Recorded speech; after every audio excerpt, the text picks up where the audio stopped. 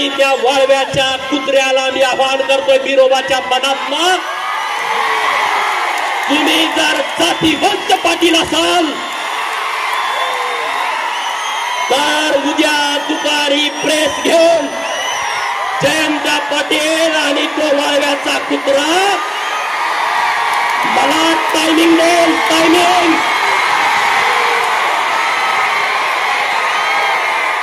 अरे बघा मीडियावाल्या मित्रांनो, हे बघा माझं काय चाललंय, हे भाग बघा.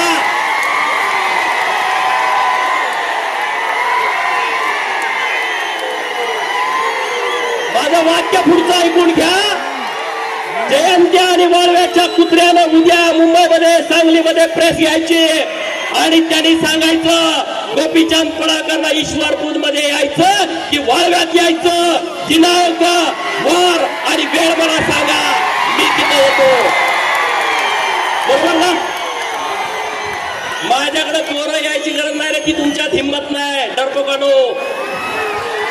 पण मी तुम्ही सांगाल तिथे येतो, हे मला तुम्हाला सांगायचं आहे. जायचं ना?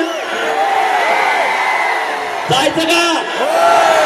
मीडियावाल्यांना माझी विनंती आहे, त्याला सांगा असं गोपीचंदला बदनाम करून भीती घालून गोपीचंद थांबणारा माणूस नाही आहे. गोपीचंद फकीर माणूस आहे ना, मला आगे ना पिच्या. तुम्ही मला किती जरी बदनाम करण्याचा प्रयत्न केला तर मी घाबरत नसतो. अरे मेरे जैसा बनने की तुम छोड़ दो, अरे मेरे जैसा बनने की तुम छोड़ दो, क्योंकि शेर पैदा होते हैं बनाने नहीं जाते. बरोबर ना? कुत्रे अशी बोलक्याने येतात. मगाशी संदीप बाबा म्हणले ते शिकारी कुत्री नाही, ती गावठी कुत्री आहेत. आणि अशा गावठ्या कुत्र्यांना मी तुडवतच इथपर्यंत आलोय. अरे या महाराष्ट्रातल्या प्रस्थापितांच्या विरोधामध्ये मी भूमिका घेतो, ज्यांना मी लवत नाही, ज्यांना मी नमत नाही. त्या विधान भवनामध्ये पण गोंधळ झाला, सगळ्यांनी माझ्यावरती टीका. अरे पर एक फडतूस माणूस तिथं विधानसभेच्या आमदारांना एवढ्या गर्दीमध्ये वाकडं बोलतोय, वाईट वाईट बोलतोय, मग त्याच्या काय पाया पडायचं का? त्या तज्ञांनी त्याच्यावर मतच व्यक्त केलं नाही. हे महाराष्ट्रातले तज्ञ स्वतःला समजतात ना, घरात त्यांना बायका जेवायला देत नाही तर ते तज्ञ असतात. ते म्हणे गोपीचंद पडळकरनं विधान भवनाची आबरू घाला. अरे मी आबरू वाचवली? एका आमदाराला कोणतर फडतूस माणूस ज्याचा पुढाऱ्यांना बाया पुरवायचा धंदा आहे तो माणूस वाकडं बघत असेल, आणि मी आमदारकीला भेट नाही रे, अशी आमदारकीला मी भेट नाही. माझा जन्म मी मागे सांगितलं होतं आमदार, खासदार आणि मंत्री होण्यासाठी झालाय, त्याच्यासाठी मी भेट नाही. त्याच्यासाठी मी काय असं करत नाही वेगळं काहीतरी प्रयत्न. अरे जगच्या लोकांनी मला सन्मानपूर्वक महाराष्ट्राच्या विधान भवनामध्ये पाठवलाय, जगच्या लोकांचं विरोधाच्या बलातनं मी जाहीर आभार व्यक्त करतो, जाहीर आभार व्यक्त करतो. कारण ही माझी शेवटची निवडणूक होती, ही निवडणूक माझी शेवटची होती.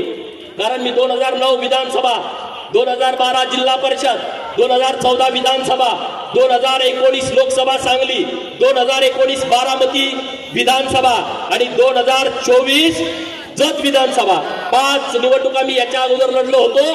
आणि आता 6 निवडणुका झाल्या. लोकांना वाटते गोपीचंद पडळकरला लॉटरी लागली.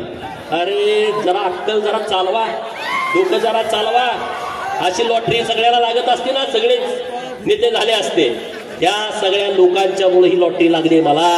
ही सगळी महाराष्ट्रातली मायबाप जनता आहे ना, त्यांच्यामुळे मला लॉटरी लागली आहे. आणि म्हणून सर्व लोकांना माझी हात जोडून विनंती आहे की चिंता करण्याचं कारण नाही. आज सगळे जिल्ह्यातले माझ्या विरोधात जतलाच येते. दुसऱ्या तालुक्यात जाऊन बघा, दुसऱ्या तालुक्यात बैठक नाही, मिटिंग नाही. गोपीचंदची ताकद किती आहे बघा. वसंतदादाचा नातू एकत्र, जयंत पाटील एकत्र, विश्वजित कदम एकत्र, सगळे एकत्र. ही माझी ताकद आहे. तुम्हाला सगळ्यांची, बरीच लोक माझ्या विरोधामध्ये भूमिका घेत आहेत.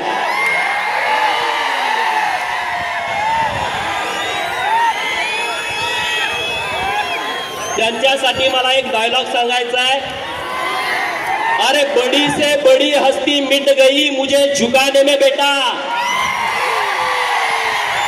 अरे बड़ी से बड़ी हस्ती मिट गई मुझे झुकाने में बेटा, तू कोशिश भी मत करना, तेरी उम्र जाएगी मुझे गिराने में।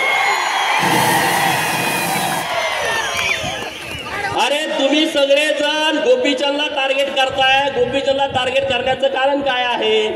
त्यांना माहित आहे हा लोकांना जागा करतोय, हे त्यांचं सगळ्यात मोठं दुखणं आहे। त्याचं म्हणणं की लोकांना सगळं समजून सांगते आणि लोक आम्हाला नमस्कार करायची बंद करते, लोक आम्हाला बोकडं कापायची, घरी जेवायला बोलवायची बंद केलं, गावात बॅनर लोक लावायची ते लोकांनी बंद केलं। हे यांचं सगळ्यात मोठं दुखणं आहे। माझी लढाई प्रस्थापितांच्या विरोधातली लढाई आहे, ज्यांनी कारखाने ढापले त्यांच्या विरोधातली आहे। अरे तुम्ही मला मंगळसूत्र चोर म्हणता, तुम्ही मला मंगळसूत्र चोर म्हणता। जयंतरावला माझा सवाल आहे, तुझ्या कितव्या नंबरच्या बायकोचं मंगळसूत्र मी चोर तर सांग।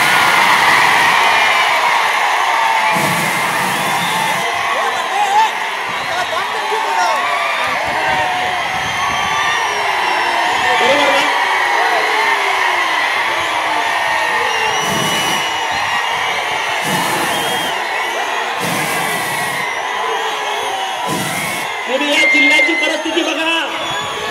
अरे या जिल्ह्यामध्ये खूप लोकांनी काम केलंय, क्रांतिशे नाना पाटलांनी काम केलंय, एक स्मारक नाही।